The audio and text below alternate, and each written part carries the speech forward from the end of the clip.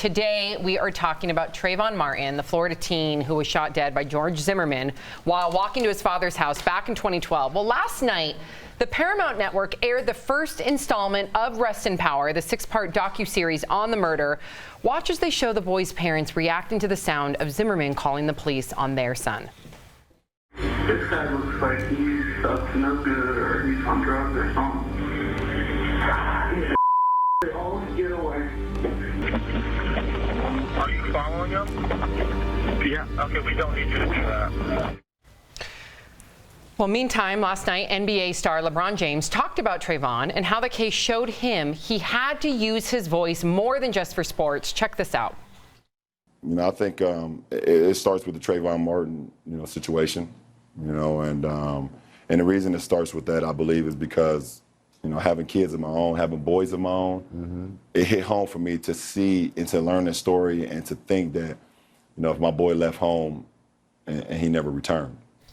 Wow. Al, as a father of 2 sons, the difference between you and I is, and I was just reading about the director of this new docuseries, and the director said, and the director's white, the director said, the common theme here is white privilege in the sense that when Natalie Holloway was missing, we didn't have to humanize her in the media because she naturally was humanized, right? We didn't see that with Trayvon Martin. God forbid if anything ever happens to my Sophie, I don't fear that that would happen to her because of my white privilege. Have you had to have that conversation with your 2 sons? Did you have the conversation with your father? Oh, 100%. I mean, as somebody that was assaulted by the police, it didn't matter that I had the conversation. I watched my nephews, Kevin and Devin. They're twins. They're 17 now.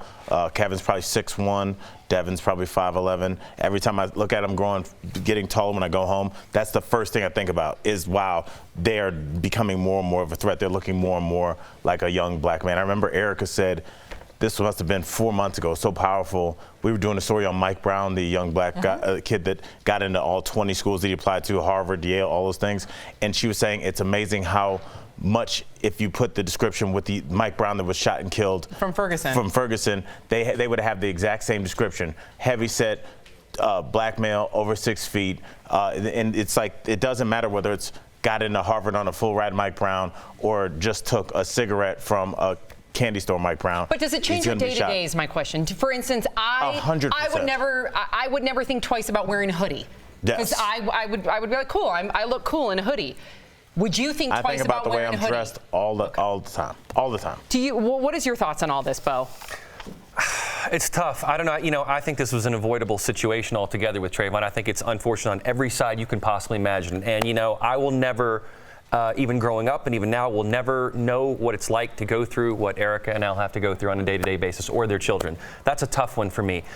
What I'd like to know, more than giving my opinion, is a question, and that is, what have we learned from the Trayvon case? Where are we now? That's a great question, Bo, and I think that we know that it exists, but I don't know if we care. Trayvon Martin was in 2012. I can tell you just a matter of weeks ago, the name Nia Wilson.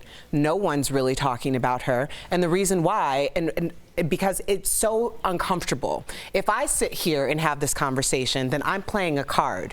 If you sit here and have the conversation, then you're capitalizing on a moment. Are both of our dialogue and discourse and what we have to say absolutely valid? Absolutely. But here we have a young African-American lady, 18 years old, who was murdered by a white man, and we can't decide if it was a hate crime or not, and we're not alarmed by that. The images that we're seeing in the media are very inappropriate images that do not reflect who she was or who she could have been. So the idea that Trayvon Martin happened in 2012 and Nia Wilson happened in 2018, and we're seeing very much the same aesthetic discourse, the same aesthetic images, is a real problem. That means we've learned very little to nothing. Wow.